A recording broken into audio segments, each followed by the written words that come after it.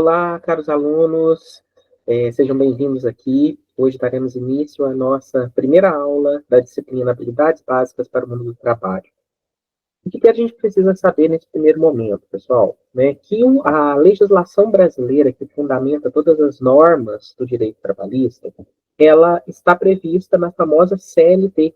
Tá? A CLT é a sigla para a Consolidação das Leis Trabalhistas.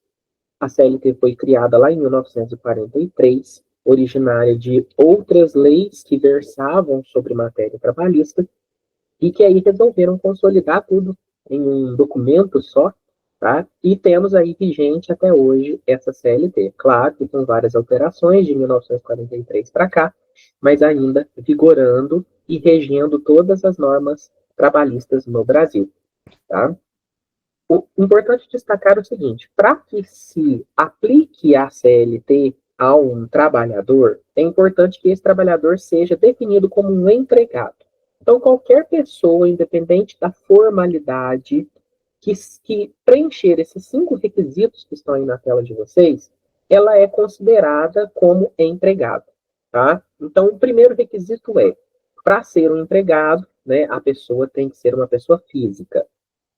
Para ser um empregado, tem que haver o critério da pessoalidade. O que significa isso? A pessoa ter sido contratada em virtude das suas características pessoais ou das suas potencialidades para o trabalho no qual a empresa o contratou, tá?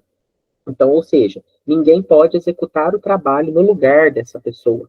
Ela foi contratada porque ela foi entendida como a adequada para o cargo.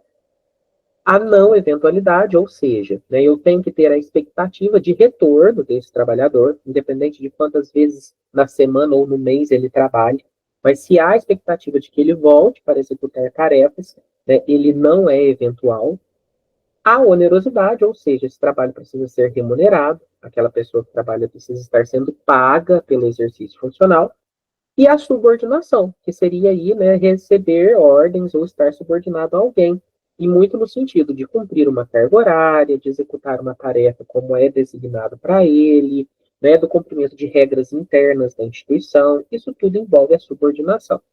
Uma vez preenchidos esses 5 requisitos, configura-se um vínculo empregatício, ou seja, aquele trabalhador ele é considerado um empregado e, por isso, aplica-se todas as normas da CLT a ele. Ok? Quais são os principais direitos conquistados pelo trabalhador seletista, ou seja, pelo empregado? Né? A gente tem aí as férias remuneradas, o período aí de até 30 dias, né, que o trabalhador descansa, decorrido um ano de trabalho, os 30 dias podem ser consecutivos ou não, né? Mas ele fica em casa e continua sendo remunerado por isso. O descanso semanal remunerado, que é o direito a uma vez na semana em poder descansar e não trabalhar, né, e também existe aí, né, essa remuneração. O Fundo de Garantia por Tempo de Serviço, que é o famoso FGTS, que é o valor aí de 8%, né, reembolsado ao trabalhador em uma conta vinculada à Caixa Econômica Federal. O período de licença maternidade, que pode variar, né, o período, mas nem a toda mulher que foi mãe, né, ou no caso a mãe adotante, também tem direito à licença. A licença paternidade, que aplica-se aí aos pais. O 13º salário, que é um salário a mais, recebido lá no final do ano, né, ao longo de um ano trabalhado. A hora extra, né, que é quando aumenta-se aí o número de horas trabalhadas ao longo de um dia, e o seguro-desemprego, no caso de dispensa do trabalhador. Aí, pessoal, além disso, existem outros tipos de trabalhadores que não possuem vínculo empregatício e por isso não se aplica a CLT a eles. Tá? São trabalhadores, mas a gente não pode dizer que são empregados. Então, por exemplo, um trabalhador autônomo, porque para esse trabalhador falta o caráter da subordinação, né? O autônomo é ele mesmo que faz o seu horário, ele mesmo que sabe como o trabalho deve ser executado, enfim, essa é a característica do autônomo.